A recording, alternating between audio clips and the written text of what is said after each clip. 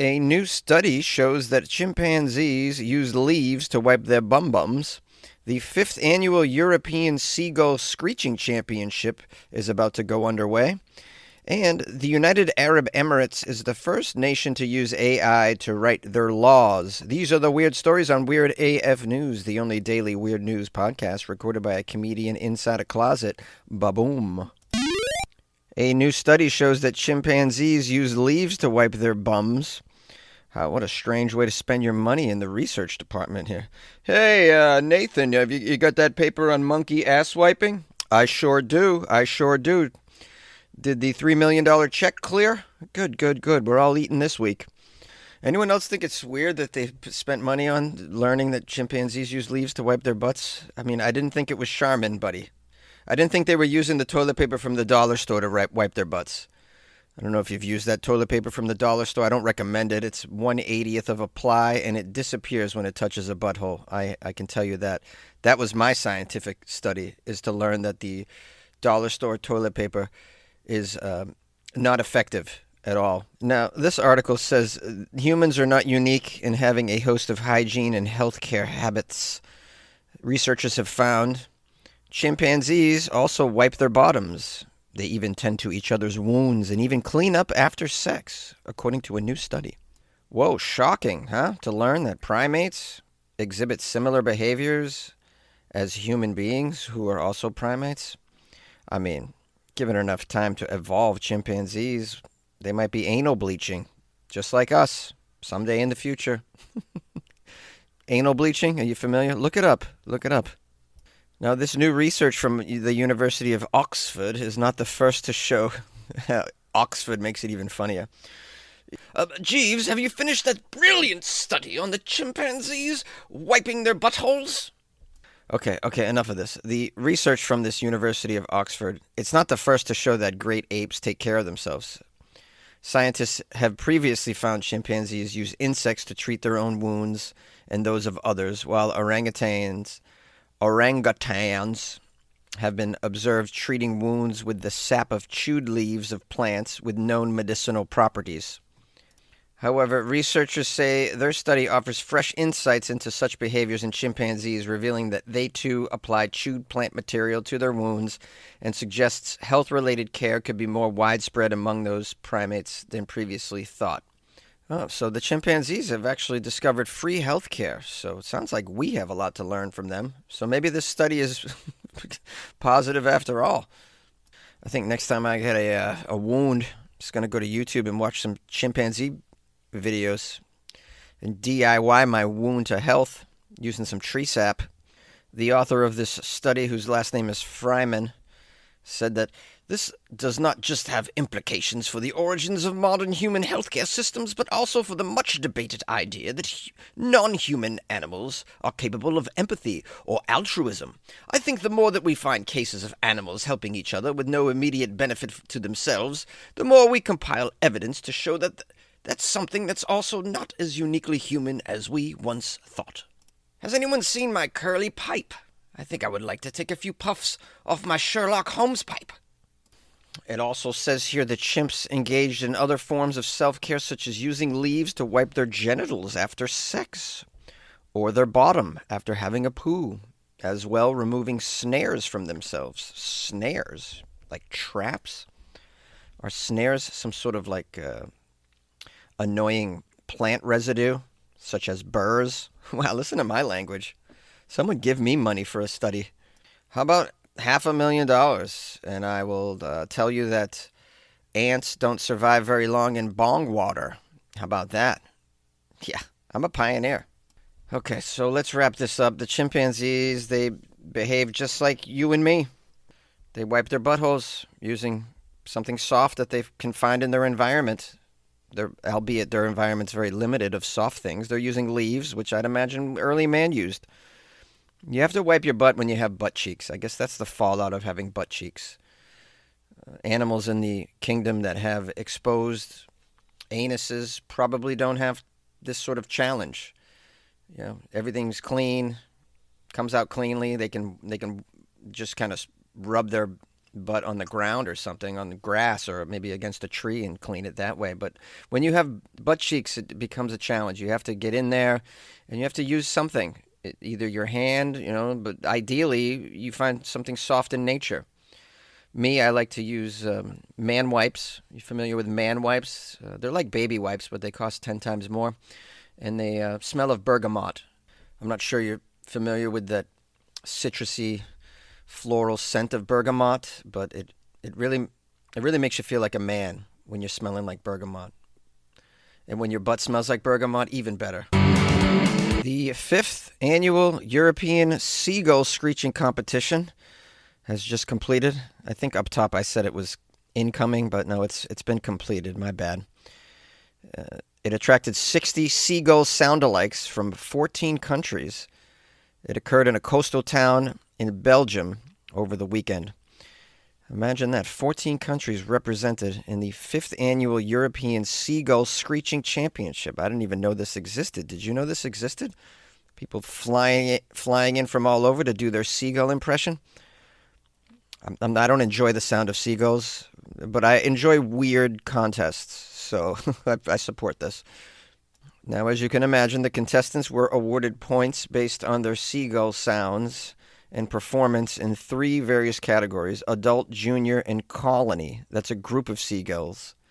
Wow, so they made them do, like, can you do a baby seagull? Can you do an adult seagull? Can you do a crew of seagulls? What is that called, a murder? No, it's a murder of crows. I guess they call them a colony of seagulls. The contest is intended to create a more positive image of seagulls. Well, that's a little ambitious. I mean, from the dawn of time, I'd imagine man was annoyed by seagulls stealing our food when we're trying to enjoy a nice day at the beach. They're the terrors of the sea. And I think you're going to need more than just a seagull sound effect competition to bring better PR to the seagull. Ask anyone who's ever had the pleasure of bringing an ice cream cone to a seagull-infested oceanside situation and then have had to be an offensive lineman stiff-arming seagulls for the next 45 minutes. Can't enjoy your ice cream. It's melting down your fist because you're just warding off seagulls the entire time. Anyways, I digest. As I said earlier, the contest was intended to create a more positive image of seagulls, which have been called trash birds, beach rats, and klepto gulls by people that can't stand seagulls. Gulls are known to be so intrusive that one zoo in England hired people to dress up in inflatable eagle costumes to scare the birds away from a beach. But seagulls won't get any hate from Denmark's Anna Brinald, who actually won the gold in this quirky contest. Anna says, I like that the seagulls like fries because I love fries, and they're just a bit misunderstood, like me. I'm misunderstood. And seagulls are cute. They're rather cute. I'm not cute, wish I was. All right, half of that quote was made up by me. Now, the article says Anna admits that practicing for the seagull contest had its challenges. I worked with the seagulls. I went to the beach. I looked at many seagulls. I thought they looked nice. I screeched at them, but they became rather scared of me. Maybe I'm saying something wrong in seagull language. I just don't know. Anna said she was slightly under the weather on Sunday. She hopes to defend her crown next year and to improve upon her performance. I think next year, if I participate next year, I'll be even better. First of all, I won't be sick, and I think I'll need some more feathers. Yeah, I watched the video. They don't just make the noises, they dress up as seagulls as well. Some of them have feathers. Some of them are wearing beaks on their face, beaks on their heads. One lazy contestant just put a white tablecloth over her head and just called it a day. I admit I thought it was a little weird that they also dressed up as seagulls, but I guess you kind of want to bring a visual component to it. Although I wonder if you were just good at doing the seagull impression and didn't dress up at all, would you even place? Well, nonetheless, congratulations to Anna. I watched her impression, very good. I mean, she's unbelievable. She's spot on. She does an amazing seagull impression. I wonder if after she won the contest, she went home and stole the Doritos out of her husband's hands. I hope she participates next year. I hope she's up for it, and they should probably add something to the competition. This is just a suggestion from me. All right. If you could see if the contestants can poop on a car from 1,000 feet up high, maybe use a crane to get them up there. I think that would be pretty cool too. You know, just more seagull behavior that you could emulate. You could also see if the contestants could open up a can of Pringles without using their arms. That might be fun. All right, I'm going to jump back in the article. We got some more winners to announce. 10-year-old Cooper Wallace won the junior category for the second year in a row, while his 7-year-old sister came in fourth. Their mother, Lauren's so proud of her avian imitating offspring. Their mother said, quote, "Well, it's a very tough competition. Everyone who takes part is very, very good. I'm so proud of them both." Lauren is so proud of her bird children. I mean, you got to be happy if your kids are just doing anything in this world, right? At this point, if they're just not watching TikTok videos on the couch, just like clap. Anything that gets them out of the house in 2025, you got to be for it, And if they're weird, at least they're out of the house. There are worse things to be into, like a foot fetish. The NBA playoffs are here, and I'm getting my bets in on FanDuel. Talk to me, Chuck GPT. What do you know? All sorts of interesting stuff, even Charles Barkley's greatest fear. Hey, nobody needs to know that. New customers bet $5 to get $200 in bonus bets if you win. FanDuel, America's #1 sportsbook. 21 plus and present in Virginia. Must be first online real money wager. $5 deposit required. Bonus issued is non-withdrawable bonus bets that expire 7 days after receipt. Restrictions apply. See full terms at FanDuel.com/sportsbook. Gambling problem? Call 1-800-GAMBLER. The United Arab Emirates is the first nation to use AI to write their laws. That's right, the United Arab Emirates is the first country in the world to rely on artificial intelligence to write their federal and local laws and review and amend existing legislature and other procedures. Are they really? I'm pretty sure Elon was using artificial intelligence in Doge. That's why so many humans were fired. Anyways, we can say this about it. This is the first time that any fundamentalist Islamic nation has used intelligence in their government. Hey, you're welcome. That was a good one. Now it says here, the move to digitize the Gulf state comes as a new cabinet union of the UAE government. The Regulatory Intelligence Office was approved to help streamline the legislative process. The office will be responsible for designing, implementing, and coordinating the AI regulatory system in a partnership with federal and local officials. Geez. So sorry, guys. I'm just stumbling over these big-ass words. As part of the shift, government officials said that the laws, judicial rulings, executive procedures, and public services will all be written by the AI and computers. I guess you could probably call that Shar AI law. Hey-yo. How about those puns? All right. Anyways, I'm sure this is going to go well. I'm going to do the impression of this is the UAE using AI to write laws. Here we go. AI, write me a law. Don't commit crimes. AI, not what we had in mind. Hey, Muhammad, you forgot to insert the outdated male-dominated irrational religious dogma. Oh, you're right. Uploading Quran. AI, now write me a law. Women are against the law. You're getting closer. Hey, dude. The AI came back with some laws. Turns out women have more rights than camels. That's strange. Oh, no, we need to change that. Reverse it. Camels should have more rights than women, actually. Just a few tweaks, and we're rolling. Now, it says here, in addition, they plan to use the AI to track how its laws affect the country's population and economy by creating a database of federal and local laws. The use of artificial intelligence to write new legislation comes 8 years after the UAE named the world's first AI minister, Omar Sultan Al Olama. That appointment came shortly after the launch of the UAE strategy for artificial intelligence. It sounds to me like they're just trying to sound cool over there by inserting AI into everything they're doing.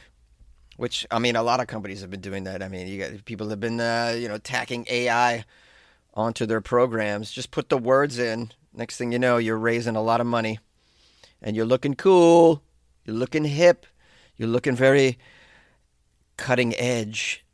Their government officials said that AI will speed up lawmaking by 70%. Sheikh Mohammed also said that AI would regularly suggest updates to current legislation.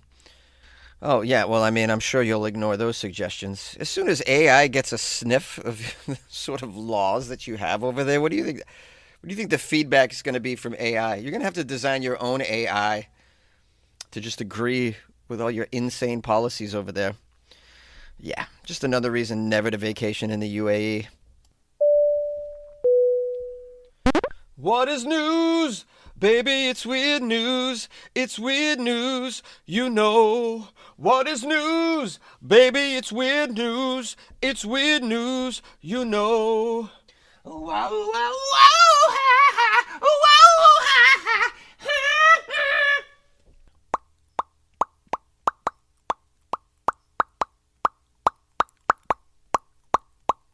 Nailed it. What's up, my friends? Let's give thanks and praise right up top to the TJ family. The TJ family from Florida mailed me a nice treat here. We have a 10-pack of THC gummies containing 20 mgs per piece. That's quite a little hefty dose there. Considering the 10 mgs really do a number on me. These 20 mgs, I'm going to be flying. I'm going to be in another universe. I'm going to be wiping my butt cheeks with banana leaves. Anyways, a big shout out to the TJ family. Who is this, by the way? I can't remember. Someone mentioned they were sending me something, but I get a lot of stuff in the mail, and I can hardly ever piece together who it's from. Half of the packages don't have any sender name or information on it at all. This one just says TJ family from Fort Lauderdale. Anyways, I appreciate this so much. I really do. This is a great gift. Watermelon flavored. Oh, God. Can you imagine? I know what my weekend's going to be like. I'm going to need these because the Celtics are about to be eliminated from the playoffs, and Jason Tatum's going to miss the entire 2026 season. So I need these. So thank you, TJ family. How did you know I was going to need these very potent gummies?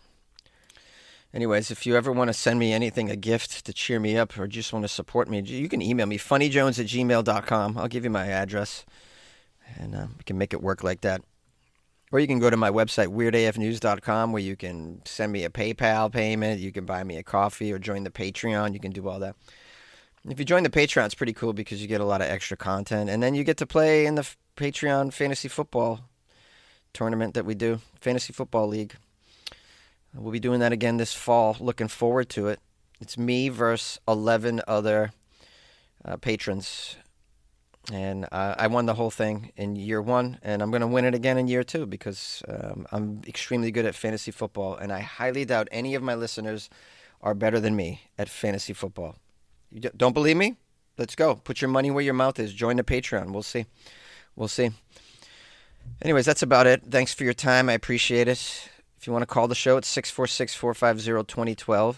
My Instagram's @FunnyJones. @FunnyJones. Tomorrow night I have 2 shows in Long Beach. That's Thursday night. 2 shows in Long Beach. I'm at the Laugh Factory at 8 o'clock. And then I am at the Jade Restaurant at 8:30. So I'm bouncing from both of those shows. Let me know if you'd like to attend. DM me @FunnyJones on Instagram. Good luck with your life, man.